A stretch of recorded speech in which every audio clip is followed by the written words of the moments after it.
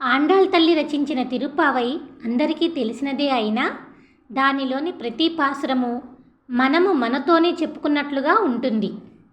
ఆ వరుణదేవుడిని ఈ భూమిపైన ఉన్న నీరంతా తీసుకుని వచ్చి అందరూ తడిసేటట్లు కురవవయ్యా అంటూ అడిగే విధానము మన సమాజంలో ఉన్న మానవతా విలువలను చూపెడుతూ ఓ మామ కూతురా, మరదలు పిల్ల అంటూ మన చుట్టూ ఉన్న సంబంధ బాంధవ్యాలను తెలిపిన విధానము అద్భుతము, మహా అద్భుతము. తిరుప్పావైలో చెప్పినవన్నీ మన కళ్ళ ముందు ప్రతిరోజు జరిగేవే అయినా ఎన్నిసార్లు విన్నా, ఎన్నిసార్లు చదివినా ఎంతో గొప్ప ప్రశాంతతను కలగచేస్తూ మన మనస్సుకు గొప్ప ఆలోచనా శక్తిని కలగచేస్తూ మనము అనుభవించవలసిన జీవితాన్ని మన ముందు చూపెడుతూ ఉన్నది. తిరుప్పావై చివరి పాసురాలలో నిద్ర మేల్కొని వచ్చిన భగవంతుడితో ఆండాళ్ తల్లి మాట్లాడిన మాటలు దివ్యమైన అనుభూతిని కలిగించక మానవు. ఆండాళ్ తల్లి రచించిన నాచియార్ తిరుమలి, మహాకవి కాళిదాసు రచించిన ఆభిజ్ఞాన శాకుంతలమునకు సరిసమానమై విప్రలంబ శృంగారమునకు గొప్ప పరాకాష్ఠగా నిలిచినది. ఆ భగవంతుడిపై ఆండాళ్ తల్లి పెంచుకున్న పిచ్చి ప్రేమను, గొప్ప భక్తిని అందరికీ అర్థమయ్యేటట్లు చాలా సులభముగా వివరించినది. పెరియాళ్వారు ఆ స్వామికి మంగళం పలుకుతూ శబ్దాలంకారములతో రచించిన తిరుప్పళ్ళాండు అద్భుతమైన రచనలలో ఒకటిగా మిగిలిపోయినది. ఈ భూమిపైన పుట్టిన భగవంతుడిని తన ఇంటిలో పెరిగే చిన్ని కృష్ణుడిగా చేసుకుని తానే యశోదాదేవి అయి పెరియాళ్వార్ రచించిన పెరియాళ్వార్ తిరుమొళిని చదువుతూ ఉంటే ఆ పెరియాళ్వారే మన హృదయం లోపలికి వచ్చి ఆ స్వామిని ఆడిస్తుంటే మనము ఆ స్వామితోనే ఉండిపోయామా అనే గొప్ప అనుభూతి కలుగుతుంది. తిరుప్పాణాళ్వార్ రచించిన అమల్నాది పిరాన్ చాలా చిన్నదే అయినా శ్రీరంగంలోని దేవాది దేవుడి మంగళ విగ్రహపు అందము మన కళ్ళ ముందే కదలాడుతూ నిలిచిపోతుంది.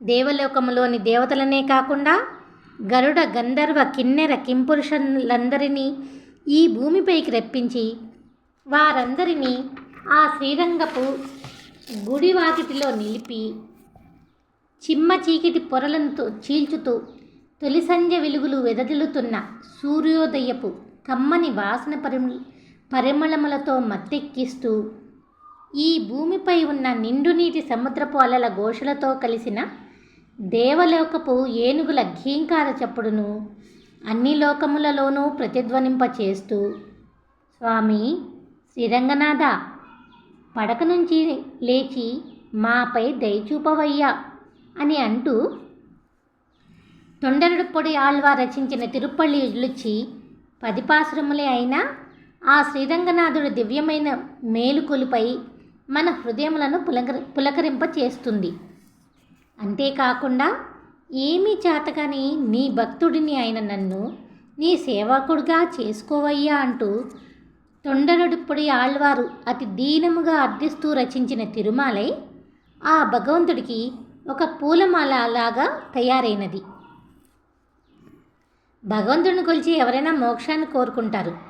కానీ మన కులశేఖర ఆళ్వారు తన పెరుమాళ్ తిరుమలిలో ఆ తిరుపతి కొండపై ఒక కొండ శిఖరమైనా చాలు, నా జన్మ ధన్యత పొందుతుంది, కనీసం అక్కడ ఉన్న ఆ జలపాతపు శిలయేళ్లలోని ఒక కొంగగా పుట్టినా చాలు అంటూ ఆ భగవంతుడిపై తనకు కలిగిన భక్తిభావంను స్పష్టముగా తెలియచేశారు.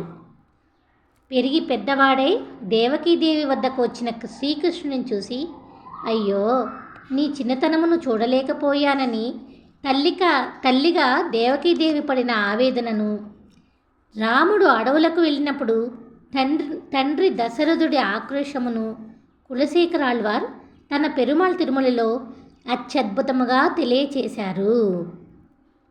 నాకు ఏ అతిగతి లేకపోయినా సరే, ఆ భగవంతుడి నాకు ఎదురుగా వచ్చి నిల్చున్నా సరే, నాకు నా గురుదేవుడే ముఖ్యము, ఆ గురుదేవుడి సేవలోనే నాకు గొప్ప భాగ్యమున్నది అంటూ మధురకవి ఆళ్వార్ రచించిన కన్నినున్ సిరుత్తాంబు ఈ నాలైర దివ్య ప్రబంధంలో అత్యంత మధురమై ఉన్నది.